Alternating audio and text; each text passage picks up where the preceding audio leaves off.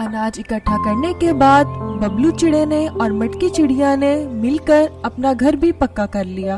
टिंकू ने भी बबलू चिड़े और मटकी चिड़िया के साथ मिलकर घर पक्का करने में बहुत मदद की। बारिश का मौसम भी आ गया। ऐसे ही कुछ दिन गुजर गए। ऊपर वाले ने मटकी के माँ बनने के सपने को भी पूरा कर दिया और मटकी ने 2 प्यारे प्यारे अंडे भी दे दिए। टिंकू अपने दोनों भाइयों से बहुत प्यार करता था, लेकिन दोनों भाई टिंकू से बहुत नफरत करते थे। टिंकू और उसके दोनों भाइयों में बहुत झगड़े होते थे। ऐसे ही एक दिन दोनों भाई खेल रहे थे कि तभी वहाँ पर टिंकू भी आ जाता है। मुझे भी खेलना है आपके साथ। क्या मैं आप दोनों के साथ खेल सकता हूँ? नहीं नहीं, तुम हमारे साथ नहीं खेल सकते। तुम हमारा सगा भाई नहीं है। ऐसा किसने कहा? मैं तो तुम दोनों का सगा भाई हूँ। मुझे भी खेलने दो ना।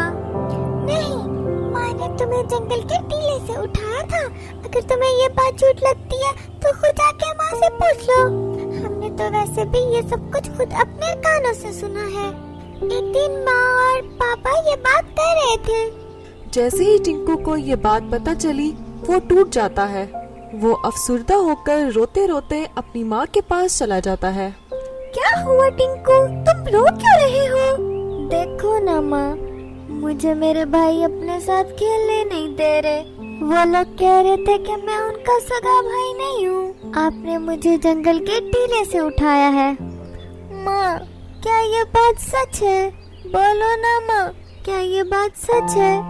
मुझे माफ कर देना मेरे बच्चे। मुझे नहीं पता कि तुम्हारे भाइयों को ये बात कहाँ से पता चली, लेकिन ये बात बिल्कुल सच है। तभी अचानक से दोनों भाइयों की बाहर से चीखने चिल्लाने की आवाजें आने लग जाती हैं। मटकी चिड़िया और टिंकू बाहर आकर देखते हैं। वो क्या देखते हैं कि एक बड़ी सी चील उन दोनों के पास आकर खड़ी होती है। वो चील अभी उन दोनों पर हमला करने ही वाली थी कि तभी अचानक से टीलू उस पर हमला कर देता है और उस बड़ी चील को वहाँ से भगा देता है। दोनों भाइयों की जान बच जाती है। मटकी चिड़िया भी वहाँ पर आ जाती है। भैया, हमें माफ कर दो। अगर आज आप यहाँ पर नहीं होते तो ये बड़ी चील तो हमें खा ही जाती। दोनों भाइयों को अपनी गलती का एहसास हो जाता है और दोनों टिंकू के गले लग जाते हैं। मटकी चिड़िया ये सब कुछ देखकर बहुत खुश हो जाती है। ऊपर से ये सारा नजारा कालू कौवा भी देख रहा था।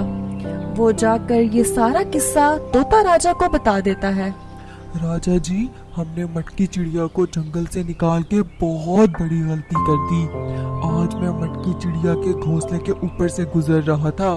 उसके बेटे बाहर खेल रहे थे कि तभी वहाँ पर एक बड़ी सी चील आ गई और उसने उन दोनों पर हमला कर दिया।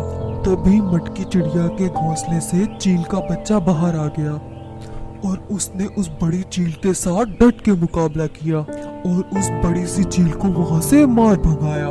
मुझे लगता है कि मटकी ने जिस चील के बच्चे को पाला था, ये वही बच्चा है। हमें मटकी चिड़िया को वापस बुला लेना चाहिए और उसके साथ साथ उसके पूरे खानदान को भी, क्योंकि आए रोज नागराज और बाकी के परिंदे हमारे जंगल पर हमला कर रहे हैं। अगर ये चील का बच्चा हमारे जंगल में रहेगा तो ये हमारा रखवाला बन सकता है और हमारी बहुत अच्छे से हिफाजत कर सकता है। हाँ हाँ, तुम बिल्कुल ठीक कह रहे हो कालू। हमें मटकी और उसके पूरे खानदान को बुला लेना चाहिए वापस। तोता राजा अपने सिपाहियों के हाथ मटकी चिड़िया को वापस बुलाने का पैगाम भेज देता है और मटकी चिड़िया भी पुरानी सारी बातों को भुलाकर जंगल में वापस रहने आ जाती है। उस जंगल के बाकी तमाम परिंदे भी टिंकू को अपना लेते हैं और जब भी जंगल में कोई मुसीबत आ जाती, टिंकू उस मुसीबत का बड़ी डट कर मुकाबला करता था। ऐसे ही कर कर टिंकू बस्ती और पूरे जंगल का रखवाला बन गया। तो हमारे चैनल को लाइक, सब्सक्राइब और बेल आइकन ऑल पे कर दें